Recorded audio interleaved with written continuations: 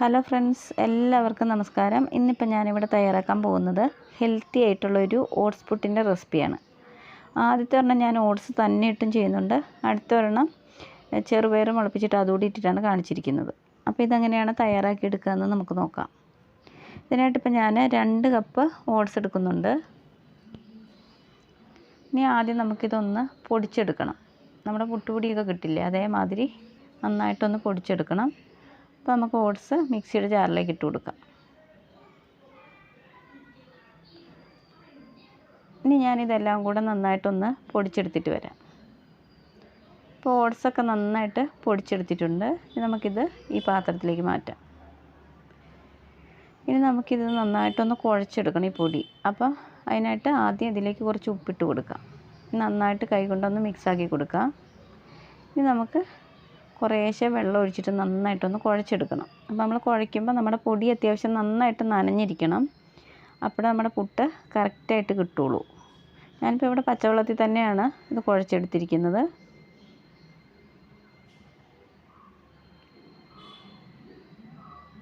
അപ്പോൾ നമ്മുടെ പൊടിയൊക്കെ നന്നായിട്ട് കുഴച്ചെടുത്തിട്ടുണ്ട്.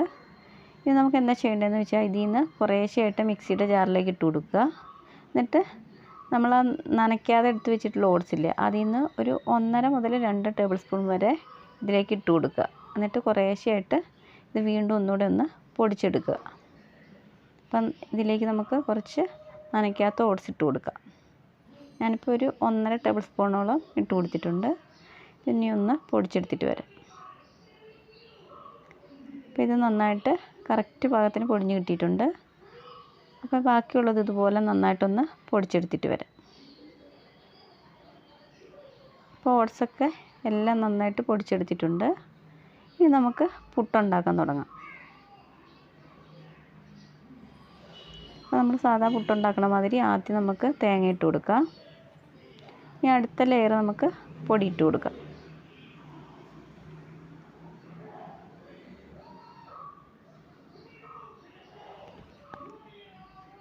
നമുക്ക് വീണ്ടും തേങ്ങ ഇട്ട് കൊടുക്കാം.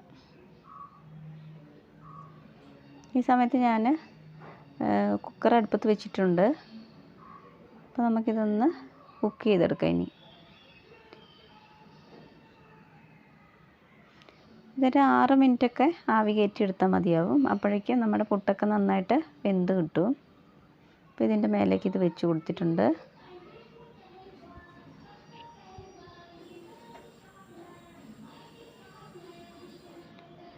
ഇപ്പോൾ ഒരു 6 മിനിറ്റൊക്കെ കഴിഞ്ഞിട്ടുണ്ട്. അപ്പോൾ നമുക്ക് തീ ഓഫ് ചെയ്തിട്ട് ഇതിനി ഒരു പാത്രത്തിലേക്ക് മാറ്റാം. ഇപ്പം ആദ്യത്തെ പുട്ട് റെഡി ആയിട്ടുണ്ട്. നല്ല സോഫ്റ്റ് ആയിട്ടുള്ള പുട്ടാണ് കിട്ടിയിരിക്കുന്നത്. ഇനി നമുക്ക് അടുത്തൊരു പുട്ടും കൂടെ ചെയ്ത് കാണിക്കാം. അപ്പോൾ ആദ്യം നമുക്കിതിലേക്ക് തേങ്ങ ഇട്ട് കൊടുക്കാം. നമുക്കിതിലേക്ക് പൊടി ഇട്ട് കൊടുക്കാം. ഇനി ഞാൻ അടുത്തത് കുറച്ച് മുളപ്പിച്ച ചെറുപയറാണ് ഇട്ട് കൊടുത്തിരിക്കുന്നത്. അപ്പോൾ ആ ചെറുപയറിൽ കുറച്ച് തേങ്ങ അതുപോലെ കുറച്ച് ഉപ്പും കൂടെ ആഡ് ചെയ്തിട്ടുണ്ട്. അപ്പോൾ നമുക്ക് അടുത്തൊരു ലെയർ ഇതിട്ട് കൊടുക്കാം. ഇതൊരു ഹെൽത്തി ആയിട്ടുള്ള ഓട്സ് പുട്ടാണ്. ഇനി നമുക്ക് അടുത്ത ലെയർ വീണ്ടും പൊടി ഇട്ട് കൊടുക്കാം.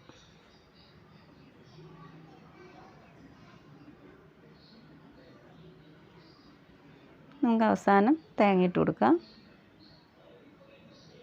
നമുക്കിതും ഒന്ന് ആവി കയറ്റിയെടുത്തിട്ട് വരാം. ചെറുപയറൊക്കെ ഈ ഒരു 6 മിനിറ്റ് വേവിച്ചാൽ മതി. അപ്പോഴേക്കും അത്യാവശ്യം നന്നായിട്ട് വെന്ത് കിട്ടിയിട്ടുണ്ടാവും.